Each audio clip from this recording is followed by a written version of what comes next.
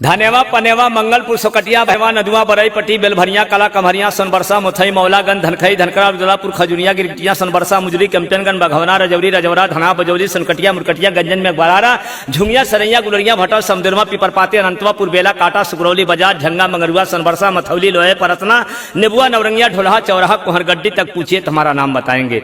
मेहरी रसगुल्ला खाती अमाई के जीरा तरसता यह पाप देख के बदरवा बरसता बेच के खा गई ईमान हमरे यहाँ एक साल बलिए नहीं फूटल जोता गए धान कहनी के बरसा ले पानी बन के भगवान माई बाप जन्मा के काटे परेशानी चारों धाम कही के पत्थर पर गिरा के पानी कहा नहा लनी पाप कट गई पाप कट नहीं गई पाप तुहर चढ़ गई माई घर ही बासी चल गई नहाए काशी तो तोरे लिए खुदा हो गई पासी काठी कंठी पहिर के बना चतुराई के उग टाटी फार के हेल जाता का कंठी गोहराई जिला महाराजगंज थाना जे रम ताकत ही दिलवा कंडरवा चलता वीडियो तरह गाना छपिया पढ़ाओ तरह परसा मौलाना बांसे पर के लड़की हो गई दीवाना रोजवे चढ़ता लेक फरार हो गई मौलाना 10 बजे राती के टेलीफोन के अजमत भैया बना दा गाना हम कल आज बना दी गाना बिहरा महिक पेला जाए थाना उल्टे देव दिलवाना पहले पता लगाइए कहाँ गई मौलाना हम लिख दी गाना कि हम लिख दी गाना। अरे जला दो उस हसीनों को जो सूरज पर नाच करती है लाखों को दिल दे के हमारे नाम को बदनाम करती है।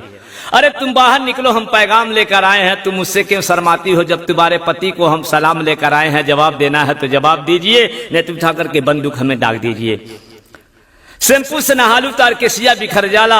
जब तुम मुस्कुरा के ताकेलू हमार पेटवा वैसे भर जाला उठलाली लगावलू तो गजब का रूप लागेला ना जाने तू कवन जादू चला देलू कि हमरा के भूख नाई लागेला तुहरे साथे गैले में धूप नाई लागेला तुहरे इतना सुंदर केहू को नूप नाई लागेला। अरे तालाब में क्यों नहाती हो कहीं समुंदर में नहा लेना जब घर पे कोई गार्जियन नहीं है तो किसी से दिल लगा लेना। हसीनों के गली के बारे में जानकारी है तो हाथ उठाइए। अरे इस हसीनों के गली में जाना नहीं जहर खा लेना मगर दिल किसी से लगाना नहीं। इलाही ने जिसे चाहा उसे आजाद कर दिया ए हसीनों ने जिसे चाहा उसे बर्बाद कर दिया। जान देना है ते दे दो वतन के लिए जान के देते हो दूसरे दुल्हन के लिए कोई हसीनों के गली में बेमौत मारा जाओगे तो कोई चंदा नहीं देगा कफन के लिए। जुल्फे लहरा के चलती हो नागिन के तरह किसी को डस लेगा हसीनों के गलिया में ना घूमा करो कोई सफेरा बेन बजा के पकड़ लेगा।